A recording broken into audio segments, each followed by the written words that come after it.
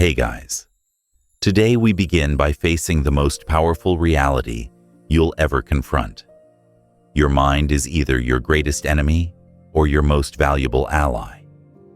There is no neutral ground. Every single day, your thoughts pull you in one direction or another, and if you don't seize control early, they'll drag you where you never intended to go. Look at how your mornings usually start. You wake up, maybe reach for your phone, and instantly your head is buzzing with worry, comparisons, endless scrolling, and reminders of everything you still haven't done. Before your feet touch the ground, your mind has already declared war on your energy, and if you don't command it, you'll spend the whole day reacting instead of leading. This is the cost of drifting. This is the price of letting your thoughts run unchecked. Now pause and imagine the opposite. Imagine opening your eyes, and your first decision is not to scroll, not to sink back into yesterday's worries, but to command your mind. You tell it where to look, what to focus on, what to believe. You create the tone for the day. You take control of the one battlefield that matters most, the space between your ears.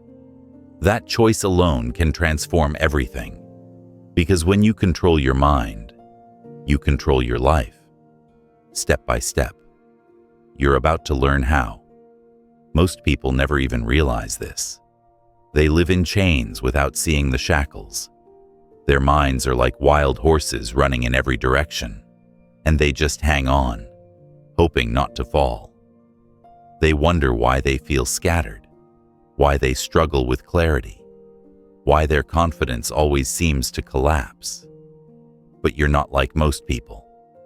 You're here because you want more than survival. You want to master your thoughts so that you can master your future. So let's make this clear. You cannot build a strong life with a weak mind. It doesn't matter how much talent you have, how many connections you know, or how many opportunities you chase. If your head is full of noise, excuses, and hesitation, every step will feel like walking in quicksand. Success begins where thought begins. You either lead your mind, or your mind leads you. Think about the last time you lost an entire hour to distraction. Maybe it was scrolling. Maybe it was daydreaming about what could go wrong. Maybe it was replaying a conversation you can't change. Notice how drained you felt after. You didn't move forward. You didn't grow. You didn't solve anything. That's what happens when your thoughts run the show. They waste your energy before the world even asks anything of you. Now contrast that with the moments you were sharp, the times you sat down, blocked the noise, and focused completely on one goal. Those were the hours that produced real progress. Those were the days you ended feeling alive instead of depleted.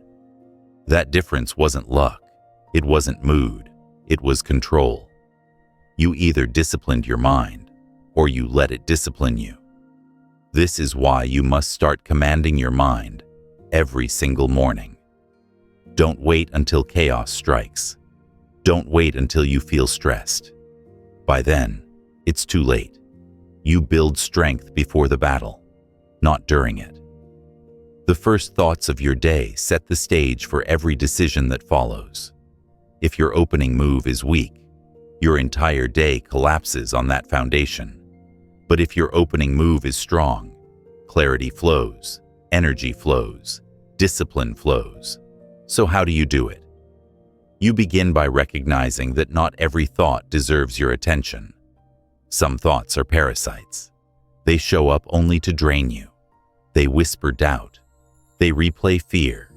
They feed delay. They pretend to be urgent, but they are empty. You've got to learn to say no fast. When a useless thought appears, don't invite it in for coffee. Don't entertain it. Don't argue with it. Reject it immediately. Replace it with something strong.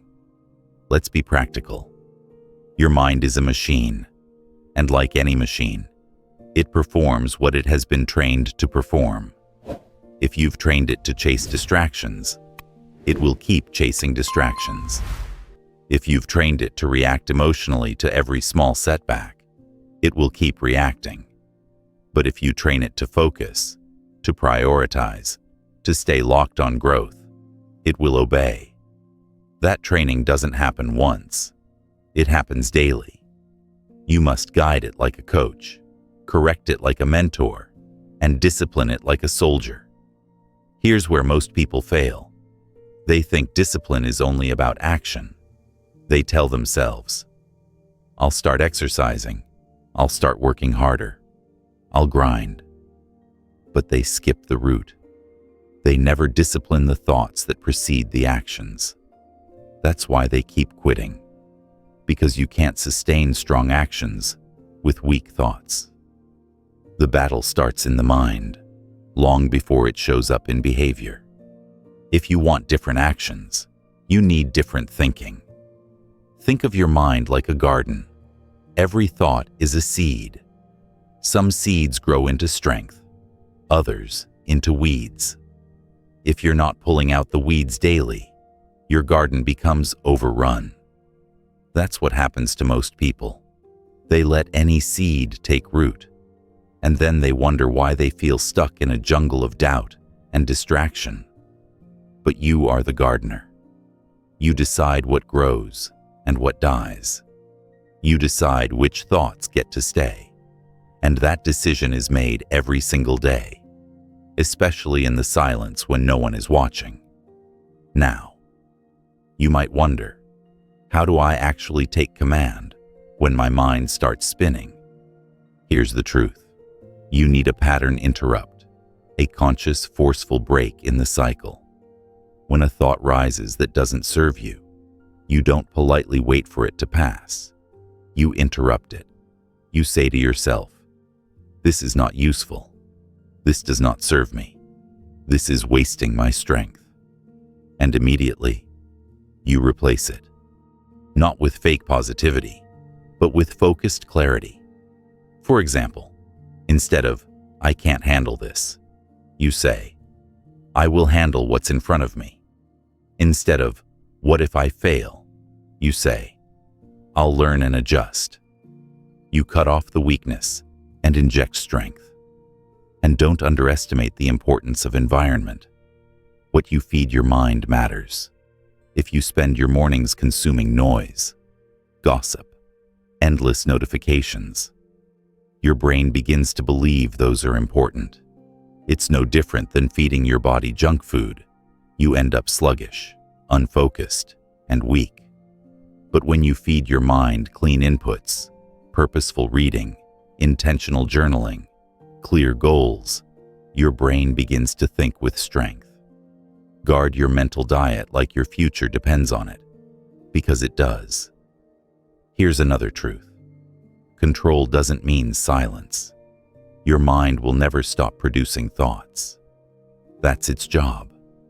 Control means deciding which thoughts you accept and which you reject. You become the gatekeeper. Imagine every thought knocking on your door. Some arrive with gifts, clarity, courage, direction. Others arrive with poison, fear, regret, distraction. Do you let them all in, or do you stand at the door and choose? That's command. That's leadership. Now, I want you to see the bigger picture. Every single day, your mind offers you dozens of doors to walk through. One door leads to growth, another to worry, another to anger, another to regret. Which door you choose is who you become. One thought leads to another. One choice builds into a pattern. One pattern shapes your identity. That's how powerful this is. You are not just choosing thoughts. You are choosing the future version of yourself. If this sounds heavy, good. It should. Because the truth is, most people waste years without realizing it. They think they're living, but really they're just reacting. They let their minds drag them around like a leash. And by the time they look up, Entire seasons of their life are gone. Don't let that be you. Command your mind now, today, in this moment. Refuse to waste another hour on useless thinking. This is your turning point. The moment you stop being a passenger and start being the driver. The moment you declare to your own thoughts, I am in charge, and you enforce it daily, with practice, with correction, with relentless focus, because the prize is worth it. The prize is freedom. Freedom from doubt. Freedom from distraction. Freedom from wasted potential. And once you taste that freedom, you will never go back. So wake up tomorrow with one mission. Command your mind before it commands you. Train it like an athlete. Guard it like a treasure. Direct it like a leader. Do not drift. Do not delay. This is your power. Use it. You've learned that your first duty is to command your mind before it commands you. But now the next step is cutting off useless thoughts fast. Why fast? Because hesitation is deadly. The longer a weak thought stays in your head, the more it multiplies. It spreads. It drags your energy down. And before you realize it, hours of your day are gone. Useless thoughts are thieves. And thieves don't announce themselves politely. They slip in quietly, take what they want, and leave you wondering where all your strength went. You cannot afford to let them linger. Think about it. A small thought shows up. What if I'm not good enough? If you entertain it, you start gathering evidence, remembering past mistakes, recalling criticism, exaggerating problems. Soon you've built a whole case against yourself, and all of it began with one unchallenged whisper. That's why speed matters. You don't argue with weak thinking. You don't reason with it. You cut it off the second it appears. You say, not today. That thought has no place here. And then you move forward. Imagine your mind as a stage. Every thought is an actor auditioning for a role. Some come to play strength, others to play fear, others to play distraction. If you don't direct the play, the loudest actor takes over, and chaos runs the show. But when you're the director, you decide who gets the role and who gets cut. You remove the useless actors before they ruin the performance. That is what it means to guard your mind with speed and precision. Now let's get practical. What does a useless thought look like? It often disguises itself.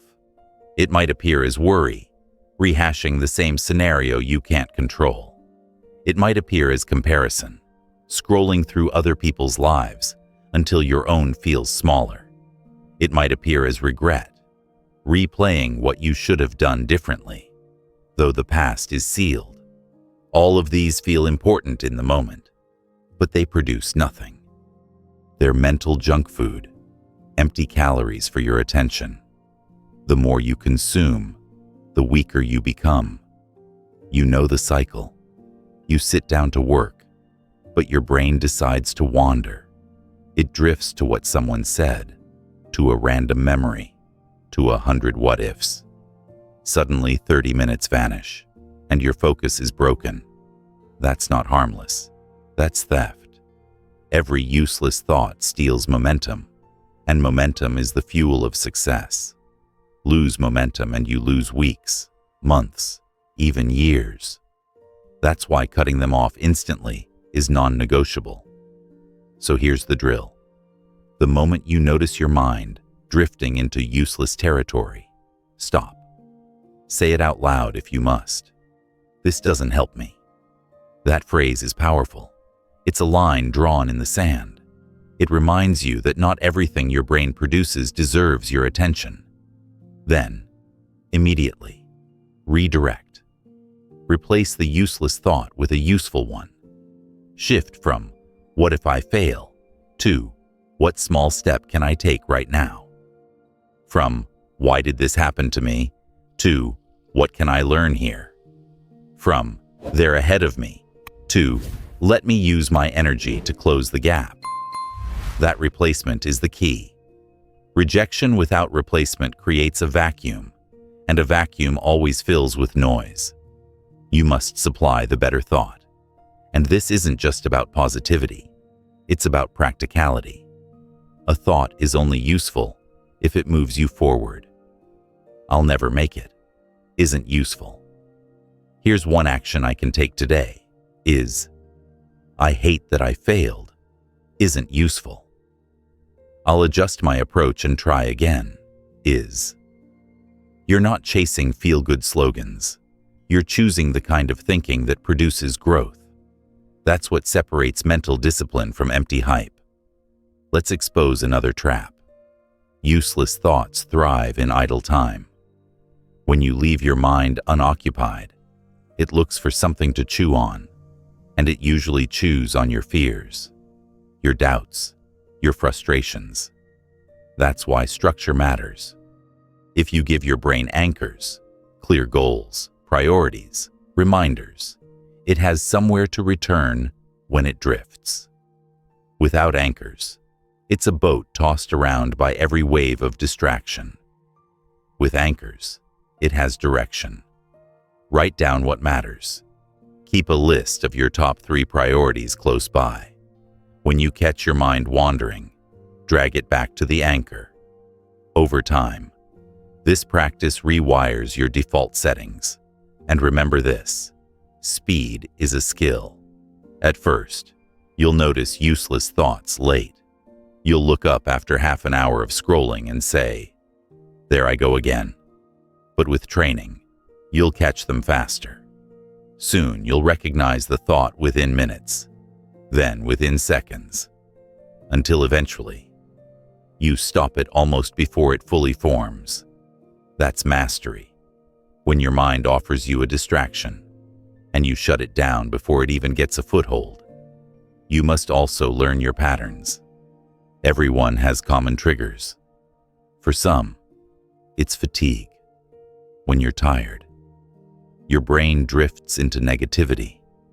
For others, it's boredom. When life feels slow, your mind creates drama. For others still, it's fear. When you're about to step up, old doubts resurface. Know your weak spots.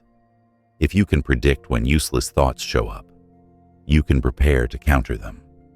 That awareness gives you leverage. Let me be clear. This isn't about becoming a robot. You'll always have random thoughts. You'll always face noise. But the difference between average and excellent is response time. The average person lets useless thoughts hang around, drain them, and dictate their mood. The excellent person cuts them off and returns to strength. The faster your return, the stronger your results. Picture a boxer in the ring. Every punch matters. If he hesitates, if he lets his guard down even for a second, he gets hit.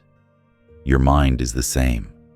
Useless thoughts are the punches, and hesitation is the opening. Keep your guard up. Move quickly. Block them before they land. That's the discipline you're building. And let's not forget, this is about respect for your own potential. Every useless thought you allow is an insult to what you could be. It says, I'd rather waste energy than use it. But when you cut them off, you're declaring, my future matters more than my fear. My growth matters more than my gossip. My clarity matters more than my excuses. That's the standard you're setting. Now imagine your life 1 year from now if you practice this daily. No more endless mental spirals. No more hours lost to distraction. No more confidence drained by weak thoughts.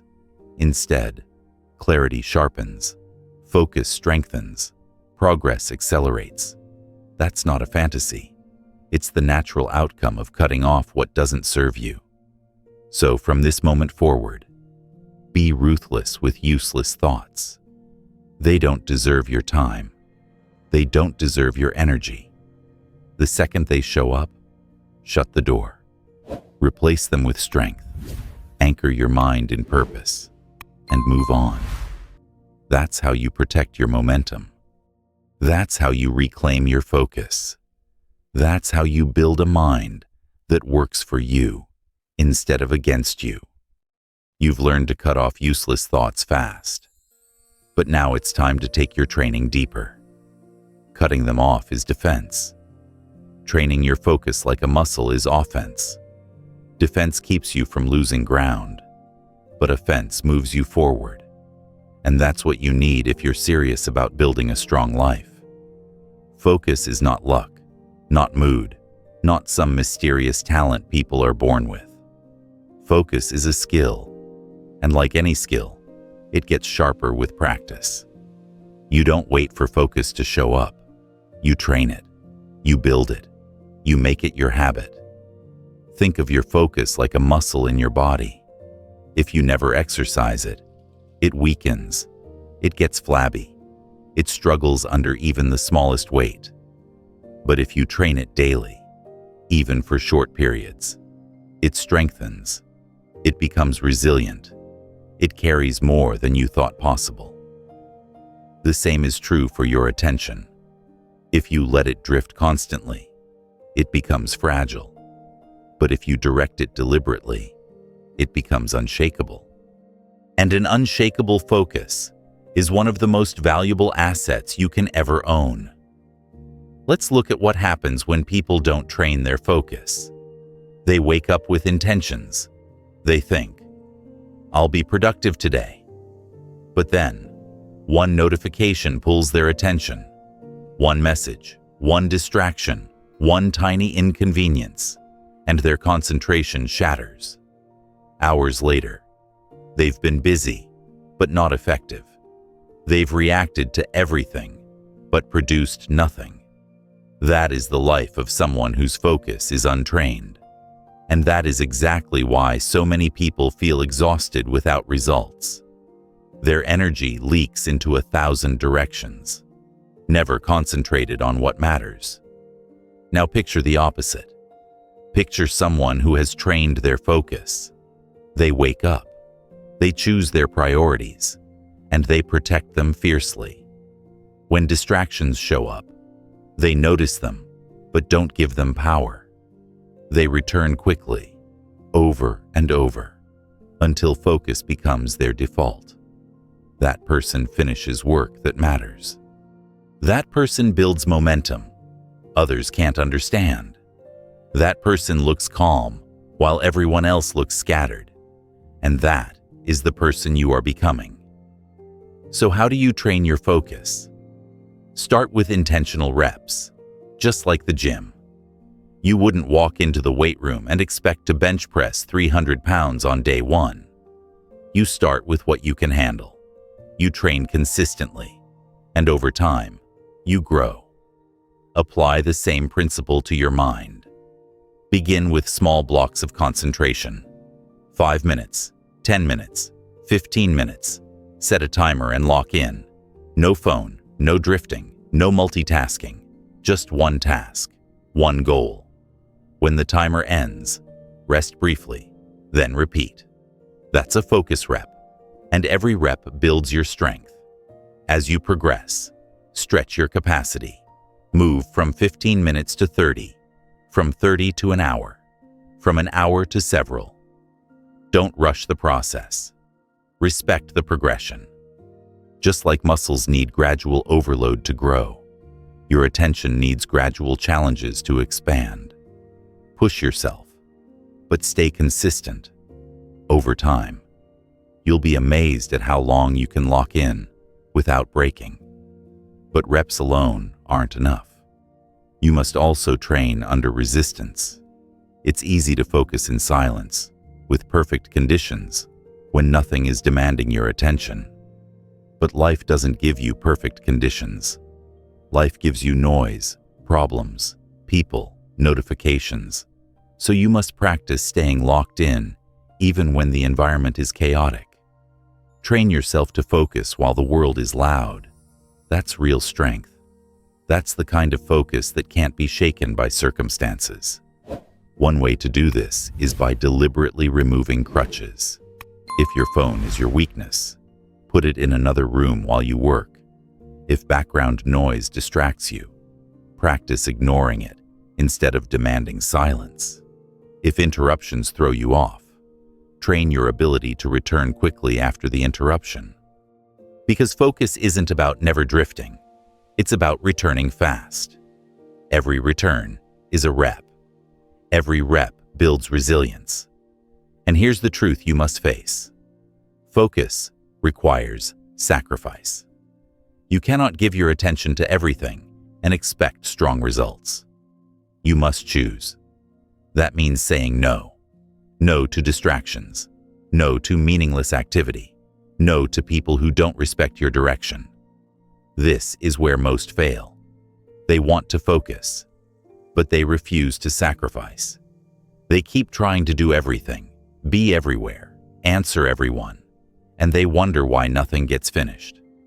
You must be different. You must be ruthless. Every yes must be protected by 1,000 no's. Let's also talk about emotions. Emotions are one of the biggest threats to focus. Fear, frustration, anxiety. They hijack your attention and drag it away from what matters. If you let emotions dictate your concentration, you'll never build consistency. The solution isn't to suppress emotions. It's to notice them without following them. When anxiety shows up, pause, breathe, ask, does this help me move forward? If not, release it, return to your task. Every time you do that, you prove to yourself that focus is stronger than feelings. Here's a simple drill. Each day, set one non-negotiable focus block. Just one. It doesn't need to be long, but during that block, nothing gets in. No phone, no messages, no multitasking. One goal, one priority, one outcome. That block is sacred. Protect it like your future depends on it, because it does. If you build even one daily ritual of pure focus, the compound effect over months will be staggering. Now think about athletes. The great ones don't just train their bodies, they train their concentration.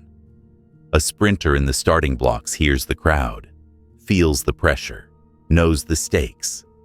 But in that moment, their entire attention narrows to the gun. That's focus. And that kind of attention under pressure is what wins races, closes deals, and creates breakthroughs. You must train the same. Don't let the noise dictate you.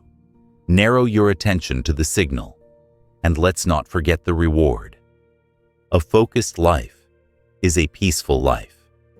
When your mind is scattered, you feel overwhelmed, anxious, and restless. When your mind is concentrated, you feel calm, confident, and strong.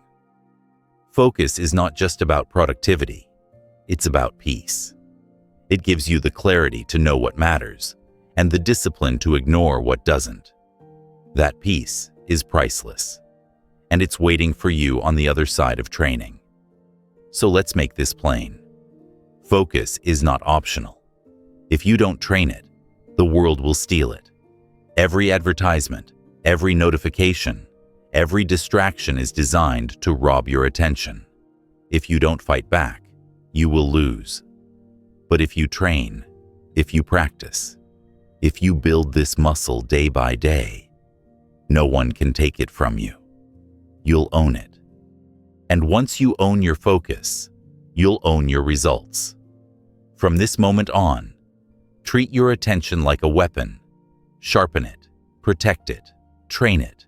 Refuse to waste it on noise. Every rep counts. Every return counts. Every sacrifice counts. Build the strength to lock in when others drift. To stay calm when others panic. To move forward when others stall. That's the kind of focus that builds empires. That's the kind of focus you're training now. You've begun to see how training your focus like a muscle transforms your daily performance.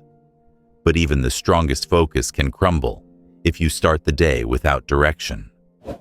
That's why the next discipline is deciding what to think on purpose. Drift is the default. If you don't choose your thoughts will choose for you, and they will almost always choose the path of least resistance. Worry, doubt, fear, regret. To live at your highest level, you must interrupt that drift and replace it with deliberate thought. Think of your mind as a river. If you don't guide it, it flows wherever gravity pulls, down into valleys of distraction and swamps of anxiety. But if you build channels, dams, and roots, you can direct the water to power mills, irrigate fields, and generate life. That is what deliberate thinking does. It takes a force that would otherwise scatter and harnesses it into power. Ask yourself honestly, how many days have you lost to drifting? You wake up, and instead of choosing a clear direction, your mind wanders. One moment you're motivated, the next you're doubting. One moment you're visualizing success, the next you're replaying failure. Hours vanish, and nothing meaningful is accomplished. That's drift, and drift is deadly, not because it destroys in one blow, but because it wastes you slowly, day after day, until years disappear. The solution is simple, but it demands responsibility. Decide what to think. Don't wait for the right mood. Don't wait for circumstances to inspire you. Make the decision yourself. Say, this is what I will allow in my head today. This is what I will not. That choice is your shield against chaos. Without it, you will always be at the mercy of whatever thought shouts the loudest. Let's make this concrete. Start by defining your non-negotiables. What kinds of thoughts will you always accept? Thoughts of growth, responsibility, courage, discipline. What kinds will you always reject? Thoughts of self-pity, excuses, comparison, victimhood. Write it down if you need to. Create a standard for your mental space the way a king creates laws for his kingdom. And then enforce them. Because if you don't enforce them, invaders will take over. Now, when you feel yourself drifting, don't panic. Drifting is natural. Your brain is built to wander, but the key is return. Notice the drift. Interrupt it. Return to the chosen thought. That act of returning is where the power lies. The average person notices too late. Hours gone, mood gone, confidence gone. But you will train yourself to notice early. The moment you see your mind heading down a useless road, you stop it and steer it back. Every return builds strength. Every return makes your chosen thoughts stronger. You might ask, but what if I don't feel like thinking disciplined thoughts? Here's the truth. You don't need to feel like it. You need to choose it. Feelings follow thoughts, not the other way around. If you wait until you feel ready, you'll wait forever. Discipline begins in choice, not emotion. That's why deciding what to think is such a game changer. It removes the excuse of mood. It puts the responsibility back in your hands. Now consider the power of repetition. One chosen thought repeated daily becomes identity. If every morning you decide, I am someone who grows, who learns, who overcomes, eventually that belief takes root. It becomes automatic, and from identity, action flows. That's why deciding your thoughts isn't about quick motivation. It's about rewiring who you are. Let's go further. You must also give your chosen thoughts a purpose. Thinking without intention is like walking in circles. You move, but you go nowhere. When you sit down each morning, ask yourself 3 questions. 1. What do I want today to look like? 2. What is the most important thing I must focus on? 3. What thought pattern could hold me back? Answer those, and you've created a map for your mind. You've decided your direction instead of drifting aimlessly. And don't underestimate the environment's power. Your thoughts don't grow in a vacuum. They're fed by what you see, what you hear, who you spend time with. If your environment is filled with noise and negativity, drift becomes easy. If your environment is filled with clarity and purpose, discipline becomes natural. That's why you must curate your inputs. Choose wisely what you allow into your head, because every input is a seed. Now here's a reality check. Deciding what to think doesn't mean life gets easy. Distractions won't vanish. Doubts won't disappear. But you'll no longer be defenseless. You'll have a weapon. You'll have a standard. And every time you enforce that standard, you strengthen it. Every time you reject drift and choose direction, you're building an identity that can't be shaken. Picture this. Two people face the same challenge. One drifts into fear. What if I fail? What if I'm not enough? The other chooses their thought. This is hard, but I am capable.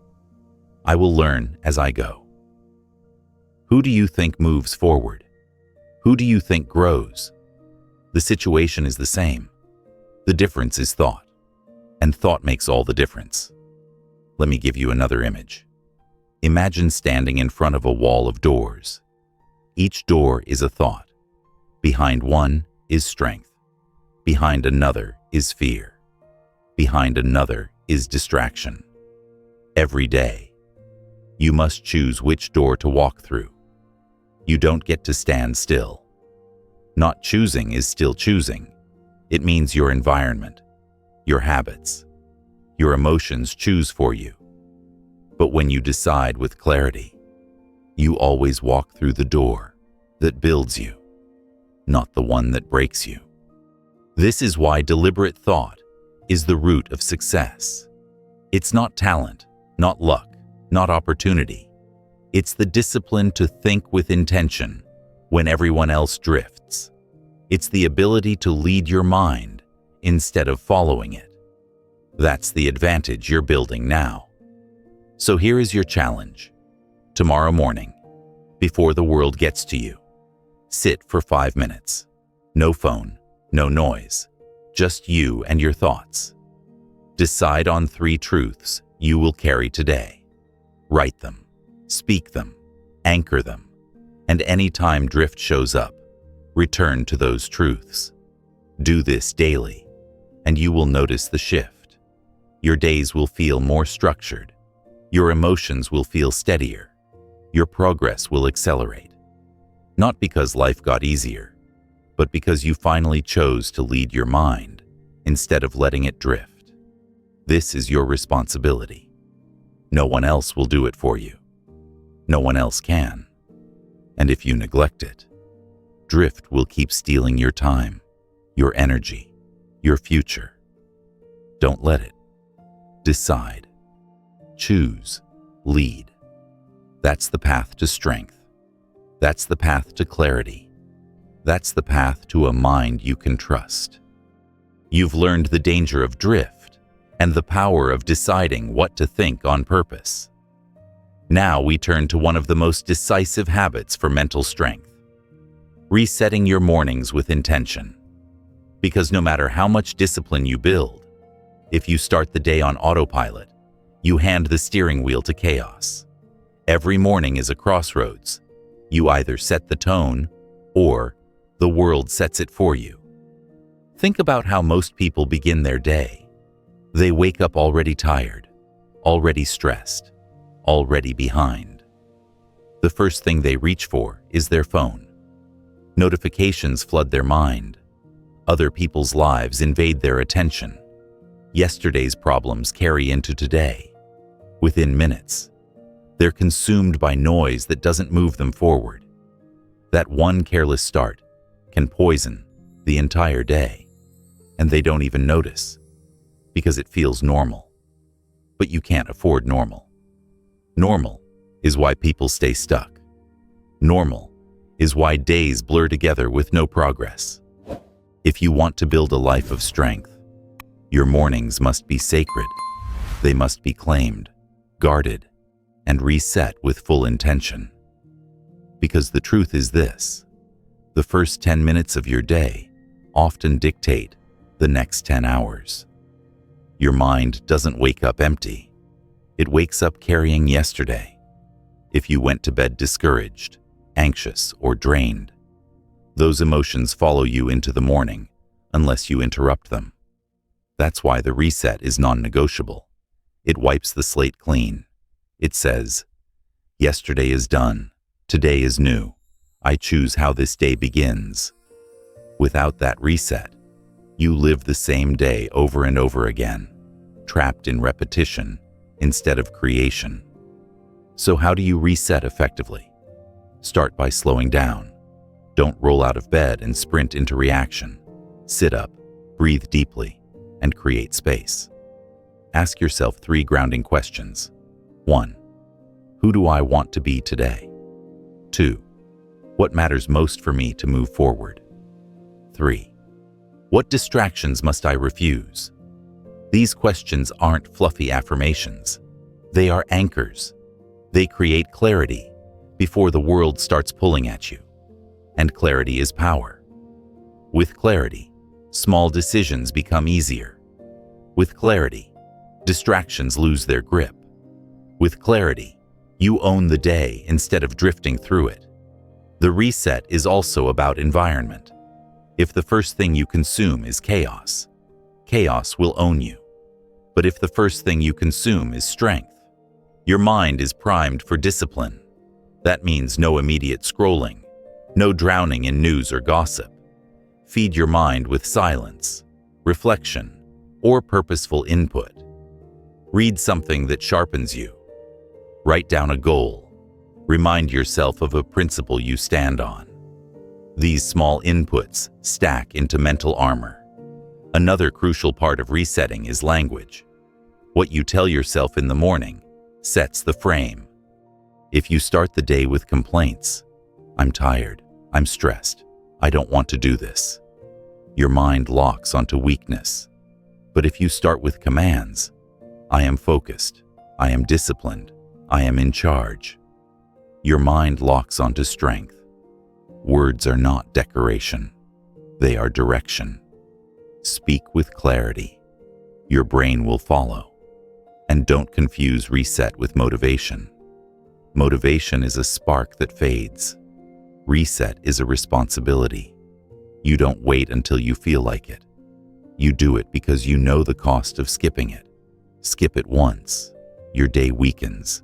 Skip it repeatedly, your life weakens. That's why you commit to it daily, especially when you don't feel like it. Consistency is what gives the reset its power. Let's look at the contrast. Person A wakes up, checks their phone, scrolls for 20 minutes, and stumbles into the day already behind. Person B wakes up, sits for 5 minutes, breathes, sets 3 clear priorities, and speaks a chosen truth over themselves. 10 hours later, whose day produced results? Whose day built confidence? The difference isn't intelligence. It isn't talent. It's the reset. Another thing to remember: your reset doesn't need an hour. It doesn't need a complicated ritual. It just needs intention. Even 3 to 5 minutes can shift the trajectory of your entire day if you're fully present. The key isn't time. It's focus. Do it wholeheartedly. Treat it like life or death, because in a sense, it is. The life you could live versus the life you'll settle for is determined in these small, unseen choices. Let's make it sharper. Every morning, you are stepping into battle. The world will throw distractions, setbacks, opinions, and temptations at you. If you don't armor your mind early, you'll be pierced by the first arrow. The reset is your armor. It's how you step out prepared, not vulnerable. It's how you declare, My mind belongs to me today, not to circumstances, not to other people, not to weakness. And understand this: if you only reset when life is falling apart, you're too late. Resetting is most powerful when life is good, when things are smooth, when you don't need it, because that's when consistency is built. You don't sharpen your sword in the middle of battle. You sharpen it every morning, so you're ready when battle comes. Let's push even further. Ask yourself, if I repeated today's morning routine for the next 5 years, what kind of life would it build? If your current mornings are filled with rush, distraction, and reaction, you already know the answer. But if your mornings are filled with discipline, clarity, and purpose, the compounding effect will transform everything. Mornings stack, days stack, years stack, and those stacks create either mediocrity or greatness. The choice is yours. Stop treating your mornings like they're disposable. They are the foundation of your life. Reset them with intention. Decide your thoughts, choose your inputs, speak your truths, and armor your mind. Do it consistently, and you'll notice something. The world doesn't shake you as easily. Stress doesn't rattle you as deeply. Distractions don't pull you as quickly. You'll be centered, grounded, and clear, because you chose to reset before the chaos began. So tomorrow, when you open your eyes, don't hand control to your phone, to yesterday, or to fear. Hand it to yourself. Breathe. Decide. Anchor. Reset. That's how strong days are built. That's how clear minds are formed. That's how success begins. Quietly. Deliberately. In the first few minutes of your morning. You've seen the power of resetting your mornings with intention. Now it's time to guard your attention from the hidden thieves that stalk your day. Because focus, once built, must be protected. You can train for hours. You can reset each morning. But if you leave your attention unguarded, it will be stolen before you even realize it. Distractions are not accidents. They are designed. They are engineered to pull your mind away from what matters. And if you don't defend yourself, they will win. Think about the last time you sat down to do something important. Maybe it was work. Maybe it was study. Maybe it was planning your future. You started with energy. You started with focus. But then, ding, your phone lit up. One small notification. You thought, I'll just check it quickly. 10 minutes later, you were scrolling aimlessly. 30 minutes later, you had no idea what you were even looking for. By the time you returned, your concentration was broken. That's theft. You didn't lose time because you lacked discipline. You lost it because you weren't guarding your attention. Here's the truth. Your attention is the most valuable currency you own. Companies spend billions competing for it.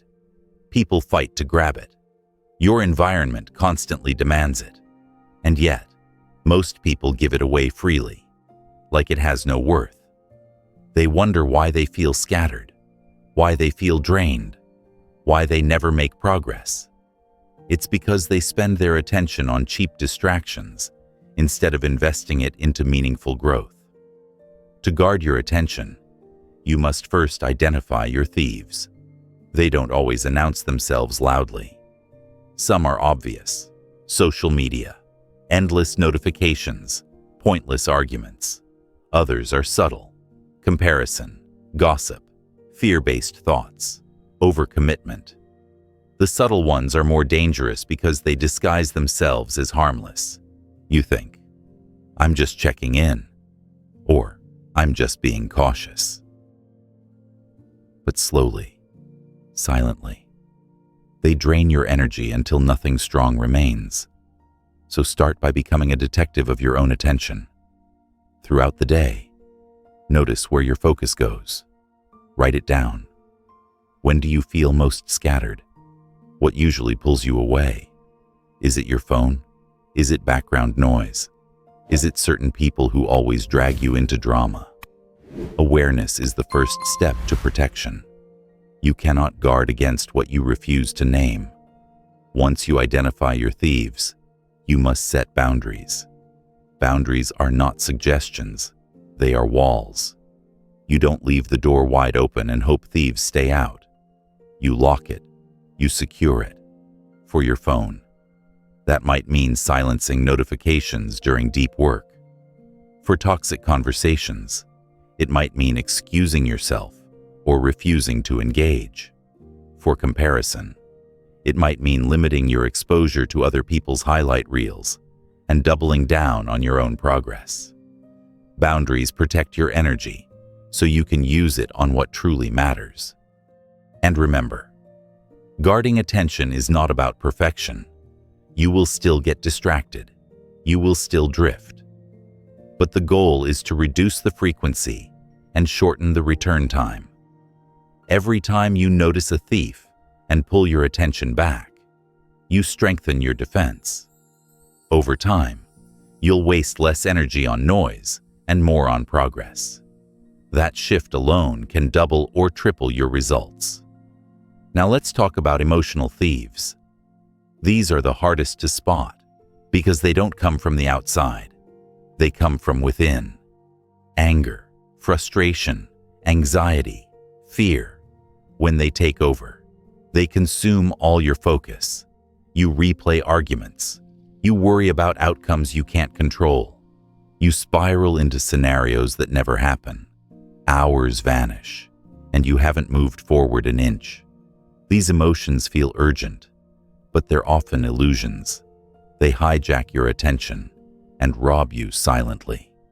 The solution is awareness, plus redirection.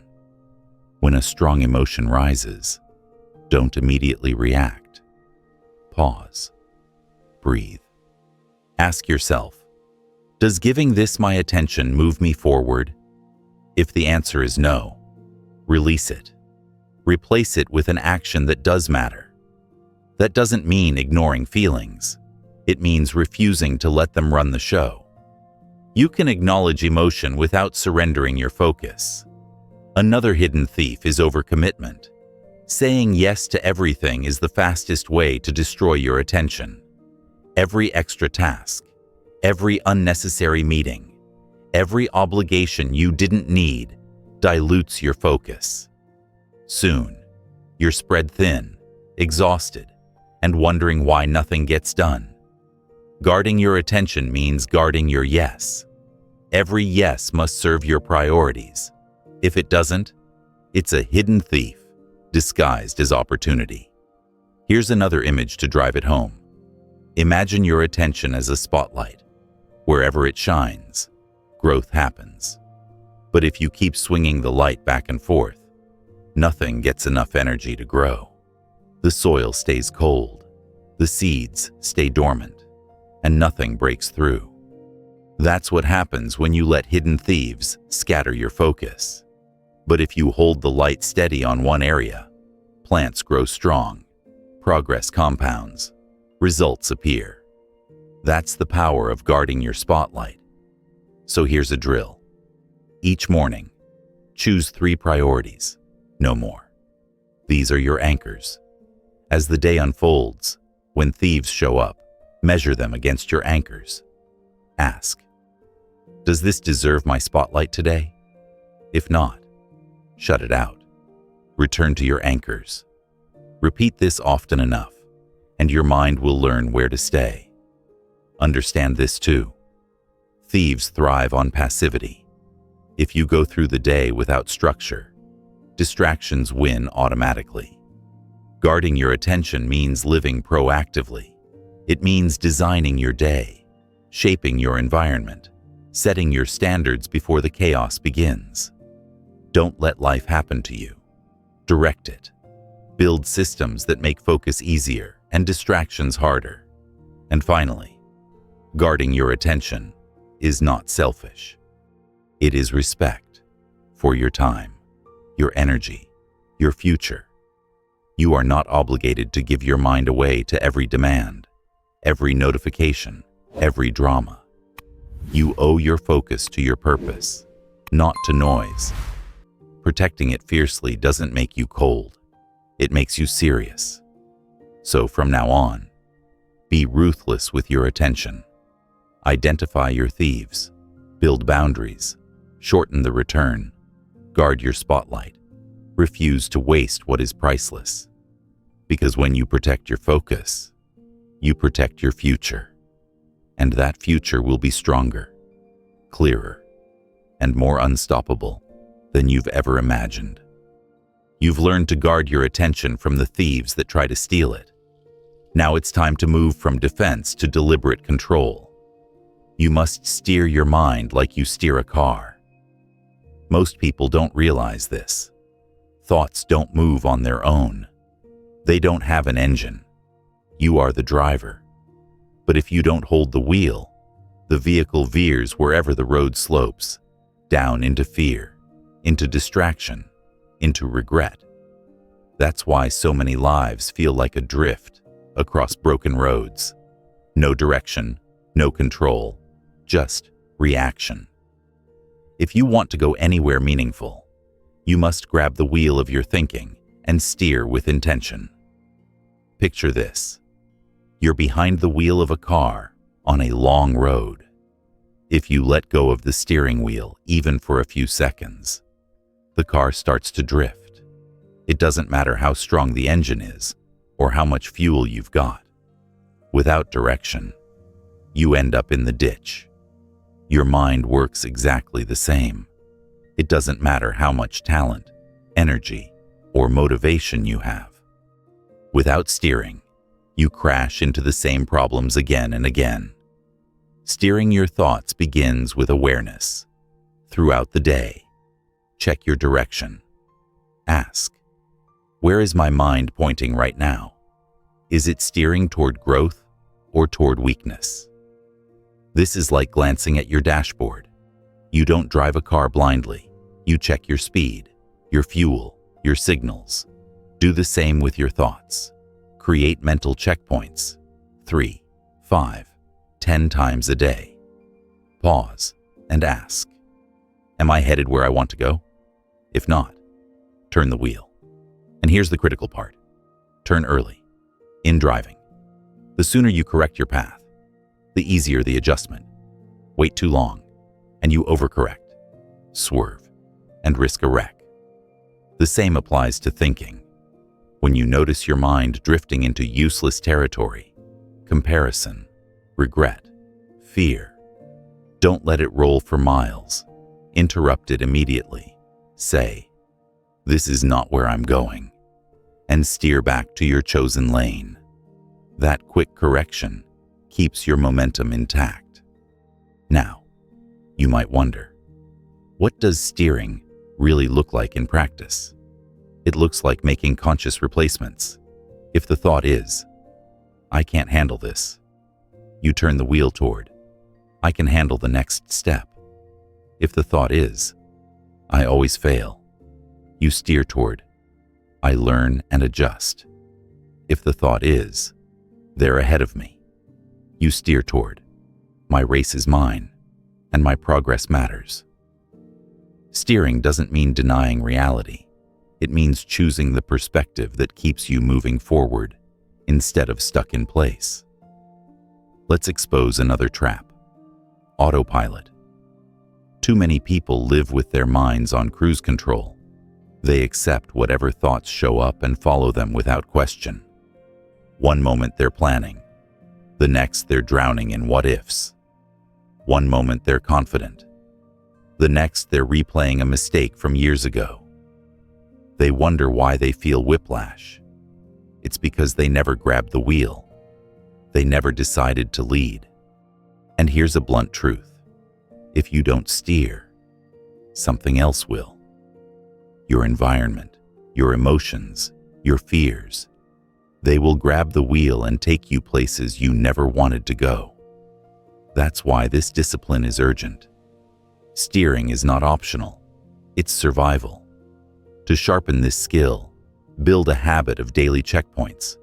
Pause 3 times a day, morning, midday, evening, and ask, what am I thinking? Where is this taking me? If the answer is strength, keep going. If the answer is weakness, turn the wheel. Do it quickly, firmly, and repeatedly. Over time, it becomes natural. Another image. Think of your mind as a GPS. If you don't enter a destination, the system has no idea where to guide you. It just wanders. But the moment you type in the destination, the path appears. Steering your mind is the same. You need clarity about where you're going. That clarity might be a goal, a value, or a standard. Without it, every road looks tempting. With it, only the right roads matter. Decide your destination, hold it in your mind, and steer toward it relentlessly. Now, here's where discipline comes in. Sometimes the road is smooth. Sometimes it's full of potholes. Sometimes the sky is clear. Sometimes it's storming. In every condition, you must steer. Conditions don't excuse you from responsibility. In fact, tough conditions demand even more attention. The storm is when you grip the wheel tighter, not when you let go. Life is no different. Hard times are when steering matters most. This practice builds something rare, confidence. Not the loud, empty confidence that shouts. The quiet confidence that says, no matter what comes, I can redirect myself. You won't fear drifting anymore, because you know you can correct. That ability to self-correct is one of the greatest strengths you can develop. Most people don't crash because of one mistake. They crash because they don't correct after the mistake. They keep going in the wrong direction until it destroys them. You will not. You will steer back every time. Let's bring it closer. Imagine you're in the middle of your workday and your mind starts replaying a failure. That's the drift. Most people sink into it, relive the pain, and lose an hour. But you catch it early. You ask, where is this taking me? You realize it's backward, not forward. You turn the wheel. You remind yourself of your current goal. You return to action. That one steering correction saves you time, energy, and progress. So here's the drill. Tomorrow, create 3 checkpoints. Set reminders if needed. Morning. Where is my mind going? Midday. Am I still on course? Evening. Did I steer back when I drifted? Track it daily. These small corrections add up. Over weeks, you'll notice less drifting, faster returns, and steadier progress. This isn't about controlling every single thought. It's about refusing to give free rein to thoughts that weaken you. It's about leading yourself with clarity. You wouldn't drive across the country without steering. Don't drive through life without it either. From now on, see every thought as a choice. Weakness or strength. Backward or forward. Drift or direction. Grab the wheel. Turn when you need to. And keep your eyes locked on the road that leads to who you're becoming. Because when you steer your mind with discipline, you'll never drift into regret. You'll always arrive where you chose to go. You've learned how to steer your thoughts like a driver at the wheel. But steering alone is not enough.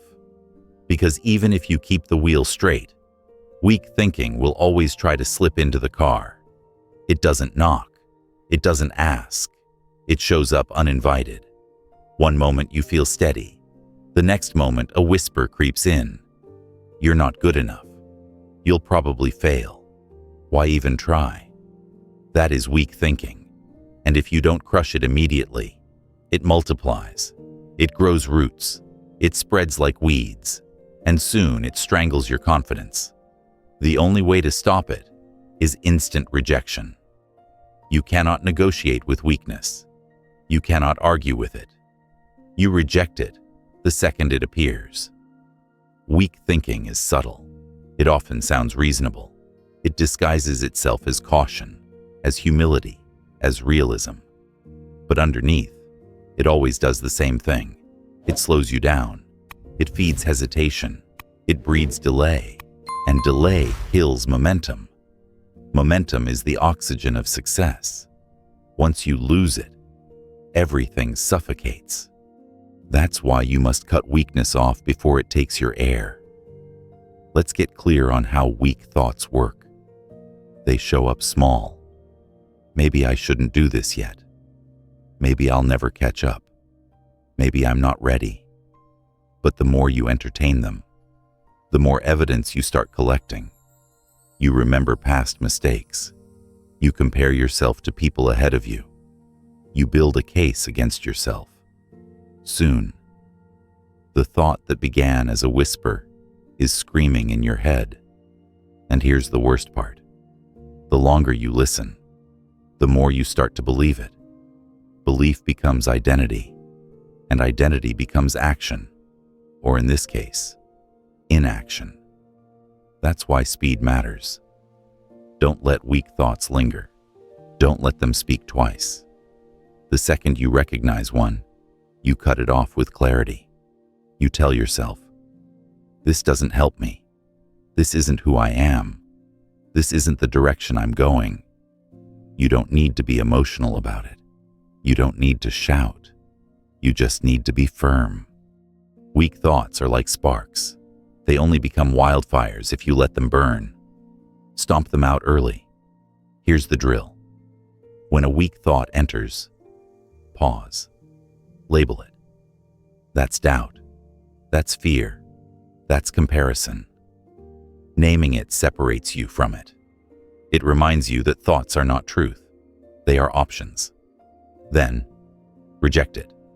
Don't reason. Don't debate. Don't analyze. Reject. And immediately replace it with strength. Not fantasy. Not blind optimism.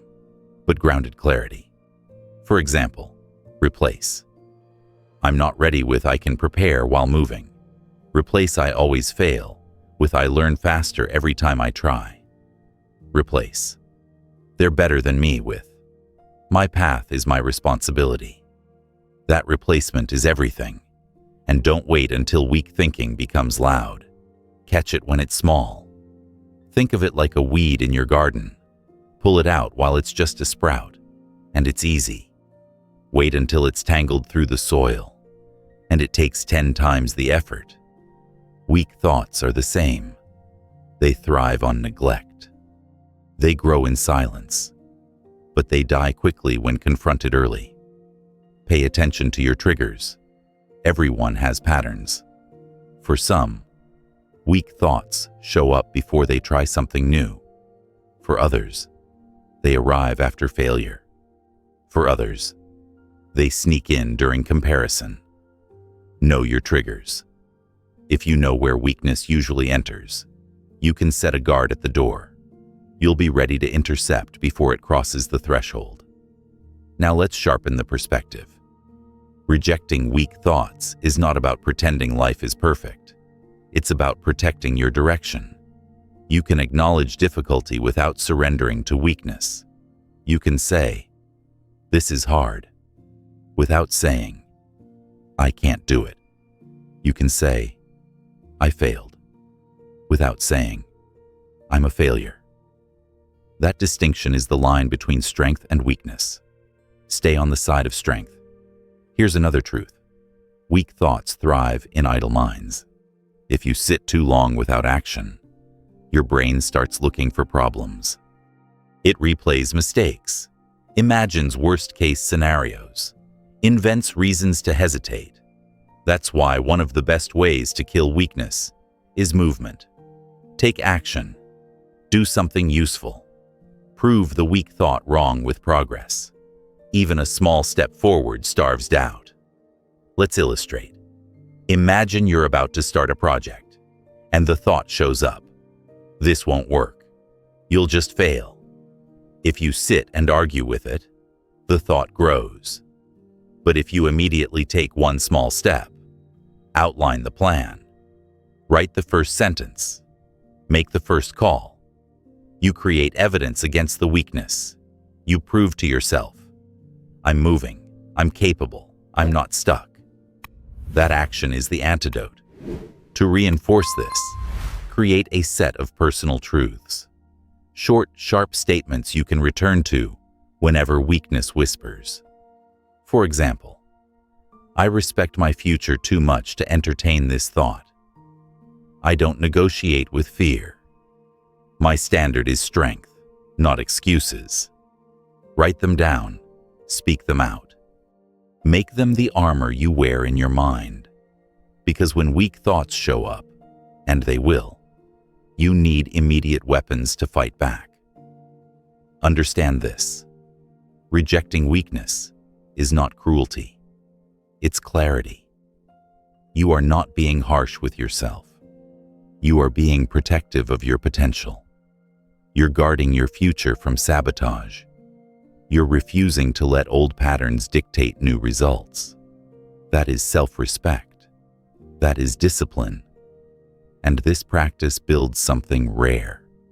Over time, the more you reject weakness, the less it controls you. The thoughts still show up, but they lose power. They bounce off. They fade faster. Eventually, your default becomes strength. You stop spiraling for hours. You stop hesitating for weeks.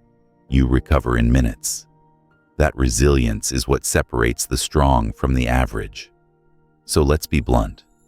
Weak thinking will always exist. You cannot erase it. But you can refuse to give it a home. You can refuse to water it. You can refuse to let it write your story. Every time you reject weakness, you rewrite your identity. You declare, I am not someone who listens to doubt. I am not someone who delays because of fear. I am someone who moves forward with strength. And the more you declare it, the more it becomes true. From this moment forward, commit to this rule. When weak thinking shows up, cut it off instantly. No debate, no delay, no compromise. Label it, reject it, replace it, move forward. Make this your standard. Protect your mind with discipline, because the person who rejects weakness quickly becomes the person who cannot be stopped. You've learned how to reject weak thoughts the moment they appear. But here is the true test of discipline. What do you do when no one is watching? Public moments are easy. Anyone can appear strong when eyes are on them, when applause is possible, when accountability is external. But your life is not built in those moments. It is built in silence, when you are alone with your thoughts, when there is no one to applaud, no one to scold, no one to notice whether you rise or collapse. That is where real discipline lives. Most people don't realize how much of their life is shaped in hidden hours. The choices you make when no one is checking are the ones that decide who you become. Do you stick to your standards when it's quiet? Do you hold your focus when there's no reward waiting? Do you push yourself when there's no consequence if you stop? That is where separation happens. The average person cuts corners in private. The strong person sharpens in private. Discipline of the mind is not about how you act when the spotlight shines. It's about what you think when it's dark and silent. Your thoughts in those private moments either reinforce your strength or erode it. If you give yourself permission to entertain weakness when no one's around, it becomes your default. You tell yourself, no one will know if I drift. No one will know if I quit early. No one will know if I waste this day. But you know, and your mind knows. Every small compromise in private trains your brain to choose comfort over progress. That repetition kills consistency. Understand this.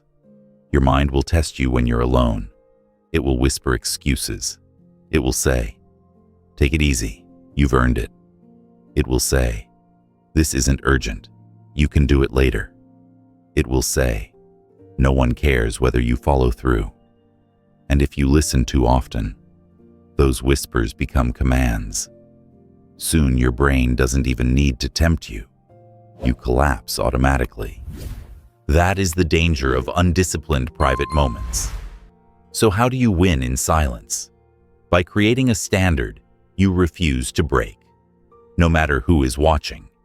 You must decide in advance what thoughts are acceptable, what actions are non-negotiable, and then enforce them without exception. For example, I do not entertain self-pity. I do not replay stories that weaken me. I do not waste time on distractions during my focus blocks. These are not suggestions. They are laws in your personal kingdom. Break them once, and the walls weaken. Honor them in silence, and the walls grow impenetrable. Here's a drill. Talk to yourself like your own coach. When the thought shows up, skip today. It doesn't matter. Respond with strength. Ask, what's the cost of skipping? What's the price of drifting? Is this thought making me stronger or weaker? Force honesty. Most of the limits you feel are not real. They are illusions created by comfort. By questioning them, you expose them for what they are, lies. Another key is repetition. Discipline in silence is not built with one dramatic decision. It is built with thousands of small decisions repeated. Waking up on time when no one else will notice. Refusing to scroll for an hour when no one is checking. Returning your mind to focus when it drifts in the middle of the afternoon. These small private victories compound over weeks and months. They create a baseline of trust with yourself. And that trust becomes unshakable confidence. Let's address the myth. Discipline is not about restriction. It's about freedom. When you can trust yourself to stay steady in private, you are free. Free from needing external accountability. Free from fear of pressure. Free from doubt when life gets loud. Because you know, deeply know, that you are consistent even when no one claps. That kind of self-trust cannot be bought, borrowed, or faked. It must be earned in silence. But you will slip. Everyone does. You will have days when your mind gets the best of you, when you let the excuses win, when you drift longer than you should. That's normal. Discipline is not about perfection. It's about recovery. The key is speed. Don't let one weak moment become a weak day. Don't let one weak day become a weak week. Catch it. Return fast. Reset. That bounce back is the muscle you're training. Let's make it practical. Create a routine that respects your private discipline. Maybe it's a set time for focused work. Maybe it's a moment of reflection before bed. Maybe it's a morning ritual where you direct your thoughts before the world intrudes. Structure removes guesswork. Structure makes it easier to win in silence, because you're not leaving decisions to emotion. You're leaving them to standards. And don't underestimate environment. If your environment feeds distraction, silence becomes dangerous. Fill your space with tools that support focus, books instead of endless entertainment, reminders of your goals instead of clutter, quiet instead of noise. Make it harder to collapse, easier to stay sharp. Here's the reward. When you build discipline in private, public challenges feel easier. Pressure doesn't scare you. Attention doesn't shake you. Because you know your strength wasn't built for show. It was built in silence. You've already trained your mind to hold the line when no one is watching. Doing it under a spotlight is simple. This is why consistency separates the strong from the weak. The weak are only disciplined when others are watching. The strong are disciplined always. The weak need applause to keep going. The strong need only their own standard. And you must decide right now which one you are becoming. From this day forward, Make the quiet hours count. Don't wait for recognition. Don't wait for validation. Lead yourself when no one is there to lead you. Choose thoughts of strength. Reject weakness.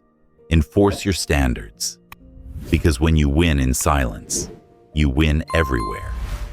And that is the kind of discipline that builds a life no one can take from you. You've built discipline in silence. You've trained yourself to reject weak thoughts and enforce standards when no one is watching. But here's the next level. You must begin thinking like the person you want to become, not like the person you've been. Because if your thinking doesn't evolve, your life cannot evolve. You can set all the goals you want. You can work hard every day. But if your thoughts stay stuck in the patterns of your old self, you will always sabotage your progress. Everything begins in the mind. The life you want to build, the habits you want to create, the results you want to see, they all start as thought. If the thoughts are small, the life will be small. If the thoughts are hesitant, the actions will be hesitant. If the thoughts are filled with fear, the results will be soaked in fear. This is why people keep circling the same struggles. They try to change their life while keeping the same level of thinking that created the problem in the first place. It doesn't work. You can't plant weeds and expect roses to grow. So here's the command. Stop thinking like the old version of you. Start thinking like the person you want to become. Ask yourself, if I were already the disciplined, focused, confident version of myself, how would I think right now? How would I react to this problem? How would I handle this decision? What would I ignore? What would I lock in on? And then, start practicing those answers immediately, even if you don't feel ready, even if your circumstances don't match yet. This isn't pretending. It's alignment. Your thoughts create your actions. Your actions create your results. And your results create your identity. If you wait for results to give you permission to think differently, you will never arrive. You must think differently first. Act from that new identity. And let the results catch up. That's how transformation works. Let's sharpen this with examples. The old version of you, when stressed, might spiral into worry. The new version pauses, breathes, and focuses on the next solution. The old version, when tempted by distraction, scrolls for an hour. The new version says, "Not today. My focus is too valuable." The old version, when failing, says, "I can't do this." The new version says, "This is feedback. I'll adjust and return stronger." These shifts are not just motivational slogans. They are practical changes in thought that lead to practical changes in life. But don't miss this. You must practice these shifts daily. Thinking like your future self is not a one-time exercise. It's repetition. It's catching yourself when you drift into the old mindset and pulling yourself back into the new one. At first, it feels awkward. At first, it feels forced. That's normal. When you learned to drive a car, every turn and every signal felt clumsy. But the more you practiced, the more automatic it became. The same happens with thought. With enough practice, thinking like your future self becomes your default. Here's a drill. Describe your future self in detail. Not vague, not abstract, specific. How do they handle problems? How do they use their time? How do they carry themselves when pressured? Write it down, read it daily, and every time you face a decision, ask, what would that version of me think right now? Then, choose that thought. That's how you bridge the gap between where you are and where you're going. And here's something few understand. Your environment may resist your new thinking. People are used to your old patterns. They expect you to complain, to hesitate, to compare. When you stop doing those things, when you begin thinking sharper, some people won't know how to respond.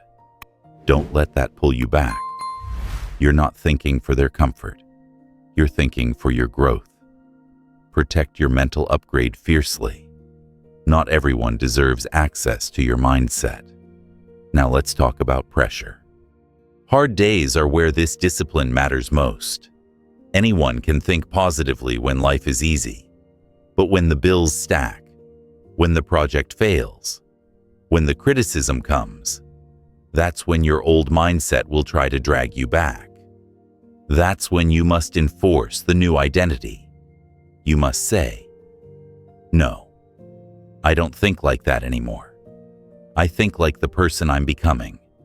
And then you act from that place.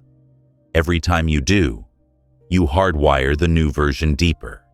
And don't underestimate the compounding effect. Small shifts in thought today, repeated daily, reshape your entire trajectory. A thought of hesitation replaced with a thought of courage. A thought of distraction replaced with a thought of focus. A thought of self-doubt replaced with a thought of growth. Each replacement is a brick. Over weeks and months, those bricks build a new identity, and identity builds destiny. Here's the consequence if you ignore this. You'll keep trying to build a new life with the same old thoughts. You'll set goals, but your mind will sabotage you with excuses. You'll take action, but your thoughts will whisper, "You're not good enough." You'll chase opportunities, but your mindset will hesitate at the threshold. That cycle keeps people stuck for years.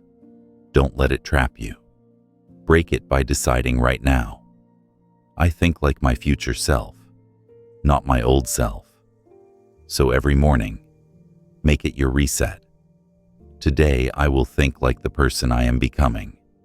Not based on how you feel, not based on yesterday's mistakes, not based on other people's opinions, based on where you're headed.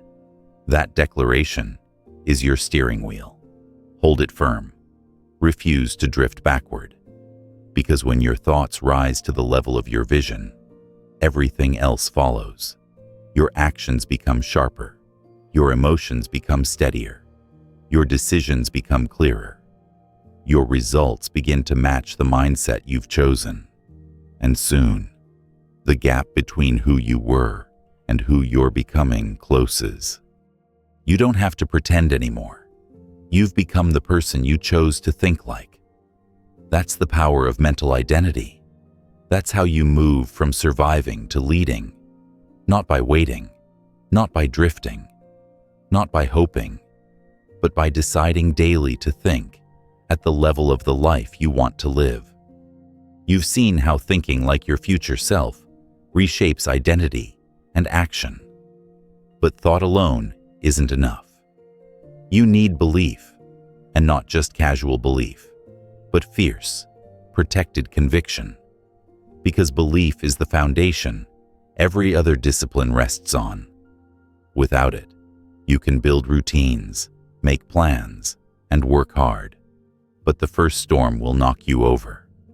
With it, you can face setbacks, criticism, and long nights without collapsing. Belief is the anchor that holds when everything else shakes. Here's the question most people never ask. What do I actually believe about myself? Not what you tell others, not what you wish were true, but the honest, often hidden belief you carry. Do you believe you are capable of rising? Do you believe you are worthy of growth? Or do you secretly believe you'll always fall short? Because your true beliefs leak into every action. If you believe you're not ready, you will hesitate. If you believe people like you never succeed, you will self-sabotage. Belief drives behavior. Behavior drives results. That's why weak beliefs create weak outcomes. The dangerous part is this: most beliefs are inherited, not chosen. They come from parents, from teachers, from failures, from culture. You didn't decide them, you absorbed them. And because you never challenged them, they operate like unquestioned laws. That's why you must take control. You must stop and ask, where did this belief come from? Is it serving me? Do I choose to keep it? If not, you must replace it, because belief is too powerful to leave to chance. So how do you choose belief? Start by declaring what you stand on. Say, I believe I am capable of growth. I believe discipline creates strength. I believe my effort compounds into results. These are not wishes. They are commitments. They are lenses through which you see yourself and your future. And once you declare them, you protect them like treasure, because every day, something will try to chip away at them. Life will test your belief. You will fail. You will face resistance. People will doubt you. Voices, internal and external, will question if you're good enough. In those moments, belief is not a feeling. It is a decision. You don't wait for proof to believe. You create proof by holding belief long enough to act. That's the difference between people who grow and people who shrink. The weak let belief collapse under pressure. The strong hold belief until pressure collapses. Here's where protection comes in. Belief must be guarded daily. If you expose it constantly to negativity, it weakens. If you surround yourself with doubters, it cracks. If you feed it with fear, it shrinks. You must curate your inputs. Choose carefully who you listen to, what you watch, what you read. Every voice is either reinforcing your belief or eroding it. Stop giving access to those who sabotage your mindset. Not everyone deserves entry into your mental space. But belief isn't only guarded, it's reinforced. Every action you take in alignment with your belief strengthens it. When you push through discomfort, you prove you are disciplined. When you keep promises to yourself, you prove you are trustworthy. When you face fear and act anyway, you prove you are courageous. These actions become evidence, and evidence transforms belief from fragile words into solid conviction. Let's be clear. Belief doesn't mean everything will go right. Belief means you stay steady even when things go wrong.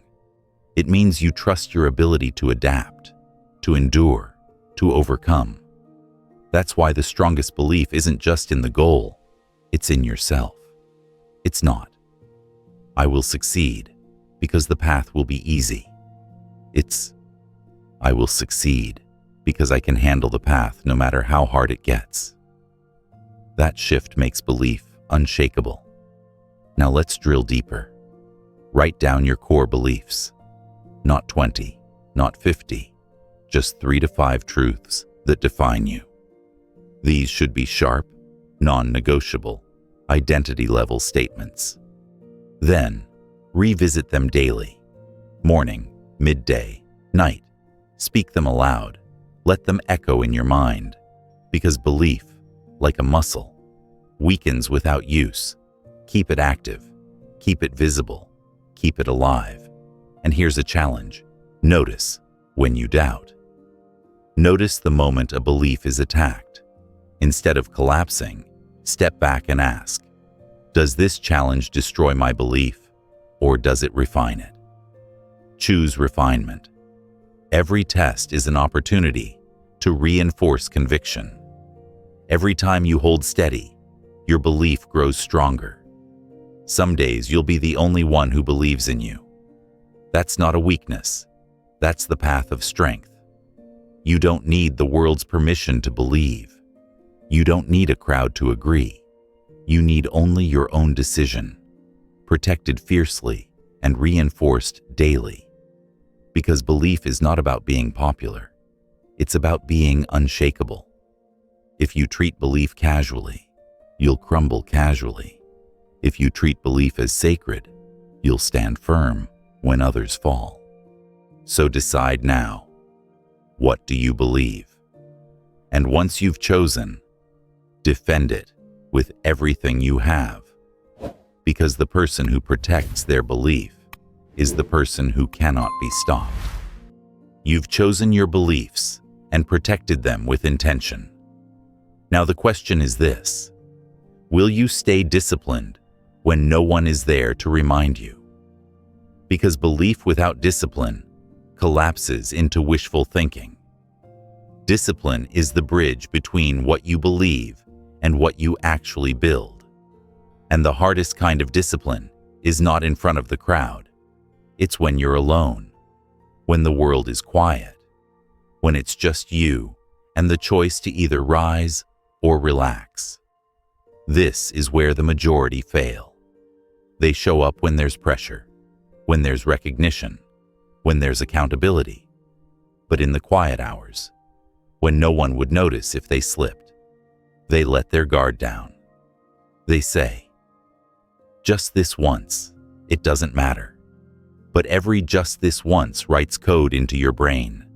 Every compromise in silence becomes a habit, and every habit becomes identity. That's why so many live double lives, disciplined in public, scattered in private. They fool others, but they can't fool themselves. Discipline of the mind when no one is watching means holding the standard consistently. It means you don't lower your bar just because there's no applause. You don't quit early just because no one is counting. You don't allow weak thoughts to run unchecked just because there's no external consequence. You lead yourself as if the whole world were watching, even when it isn't. That's integrity. And integrity builds unshakable confidence. So how do you build this silent discipline? First, decide your standard in advance. Don't wait until you're tired or tempted to figure it out. Say, when my mind tells me to quit, I don't. When my thoughts drift, I return. When fear whispers, I move forward anyway. That pre-decision locks the path before the challenge comes. Second, become your own coach. Speak to yourself with strength. When your mind says, "Skip it, it doesn't matter," answer back, "It matters because I said it does." When it says, "You've done enough," respond, "Enough is not my standard." Your self-talk in private moments is the training ground of discipline. If you let your mind talk you into weakness here, it will control you everywhere. Third, track your consistency. Keep a private scorecard, not for anyone else, just for you. Did you hold the line today? Did you enforce your standard? Did you return quickly when you slipped? Write it down. That record becomes proof, and proof builds trust with yourself. Over time, you stop questioning whether you'll follow through. You know you will, because you've trained the muscle. But let's be clear, discipline in private does not mean perfection. You will slip, you will drift, you will have weak moments. What separates the strong is speed of recovery. The undisciplined let a weak thought ruin the whole day. The disciplined catch it early, reset, and return to focus. That return is everything. Because discipline isn't about never falling. It's about refusing to stay down. Now, let's address the temptation of comfort. Comfort is the loudest enemy in silence. It whispers, "No one is watching, so relax.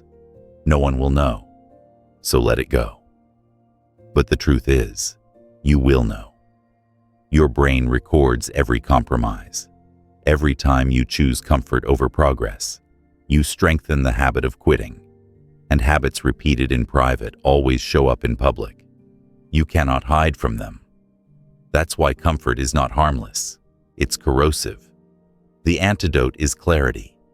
Know why you're training your mind. Know why these private moments matter. They are not small. They are the foundation of your identity. Every silent victory stacks into a life you can trust. Every silent failure, if repeated, erodes it.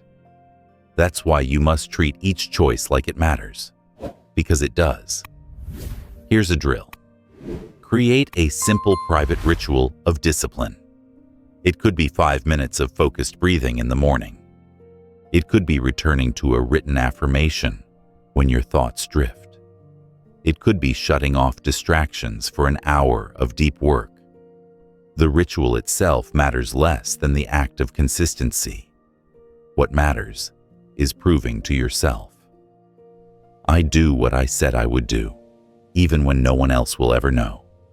And don't forget, discipline also includes rest, not lazy comfort, but intentional rest.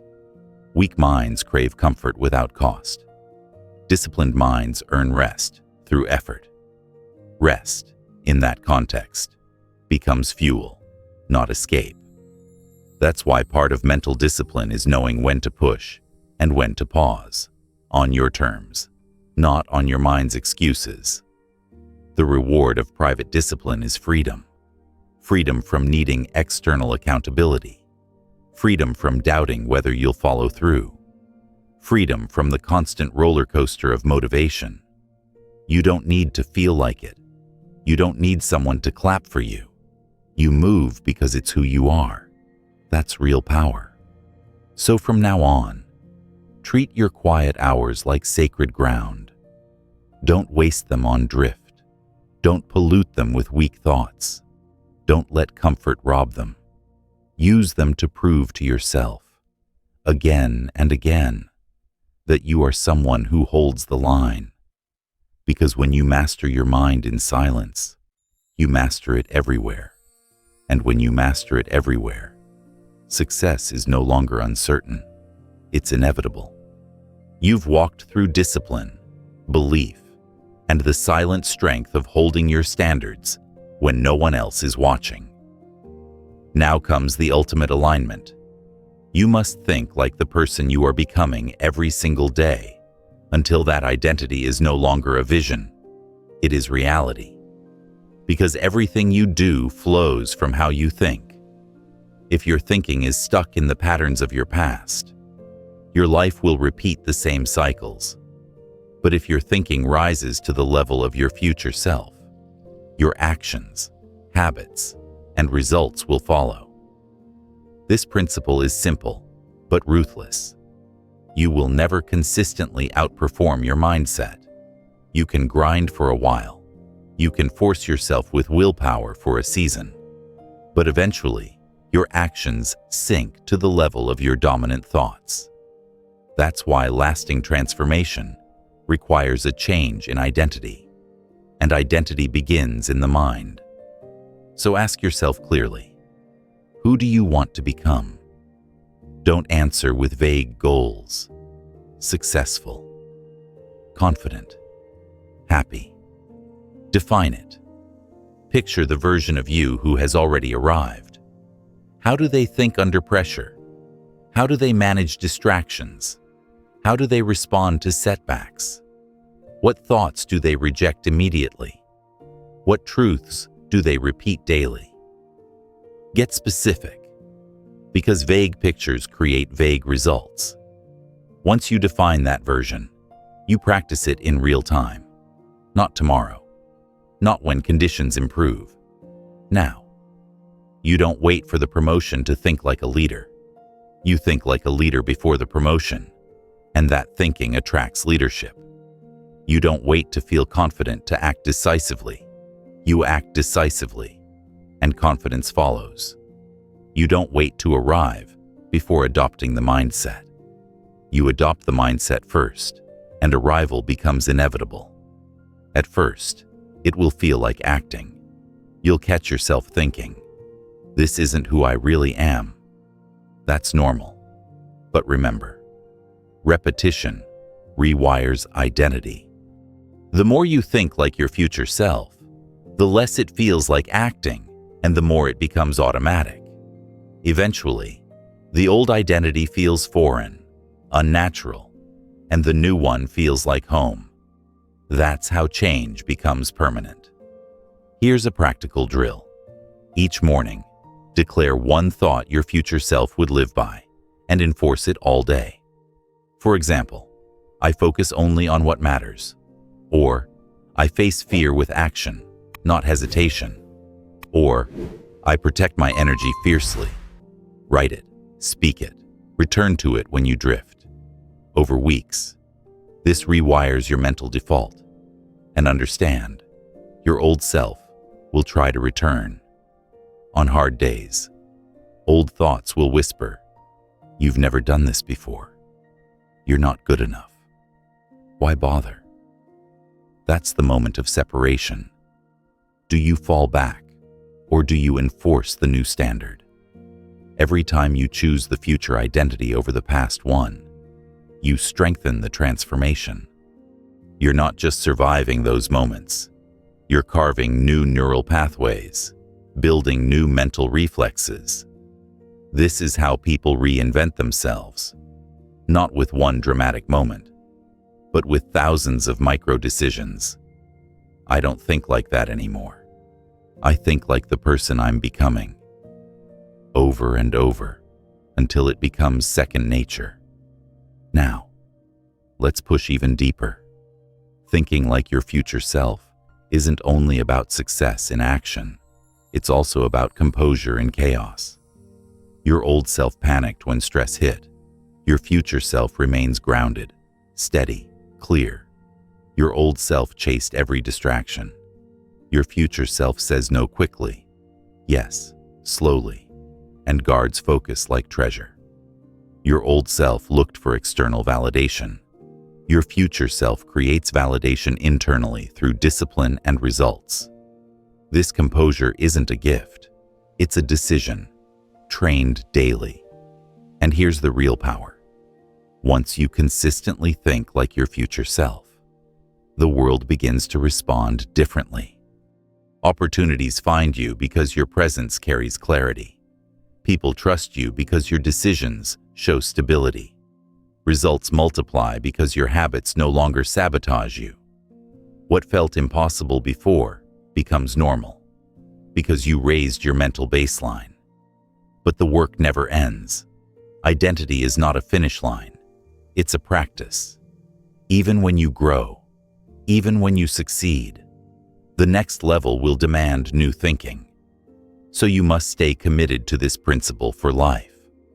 Always think like the person you are becoming, never like the person you used to be. Because the moment you stop upgrading your mind, you stop upgrading your life. So decide now. Each day, you will not wake up as your old self. You will wake up as your becoming self. You will think from that place, act from that place, and build from that place. That is how you transform. That is how you rise. That is how you create a life worthy of the discipline you've built. Because the truth is, everything you've practiced, resetting your mornings, guarding your focus, steering your thoughts, rejecting weakness, protecting belief, enforcing private discipline, it all leads here, to identity. To becoming someone unshakable, disciplined, clear, and focused. Someone who leads their mind instead of being dragged by it. Someone whose life is built on purpose, not accident. And when you think like that person long enough, you stop pretending, you stop hoping, you stop doubting. You are that person, not someday. Now. You've reached the end of this journey. The words, the drills, the commands, all of it has been about one thing, giving you back control of your own mind. And now, as you breathe and reflect, slow down. Let the urgency soften. Let the clarity settle. Take a step back and look at yourself differently. You are not just someone who listened to an audiobook. You are someone who decided to train, to grow, to refuse the drift. You chose to face the truth that your mind can be your greatest enemy or your greatest tool, and you've been learning, step by step, to make it your tool. Remember, this is not about perfection. You will still slip. You will still drift. You will still face moments where old thoughts creep back in. That's not failure. That's training. What matters is how quickly you return, how firmly you reset, how clearly you enforce your standard again. That repetition is where strength is built. The practices you've learned are simple, but powerful. Reset each morning with intention. Guard your attention fiercely. Steer your thoughts early. Reject weakness instantly. Protect your beliefs daily. Hold discipline in silence. Think like your future self until it becomes your identity. These are not abstract ideas. They are daily commands. Practical tools you can use immediately.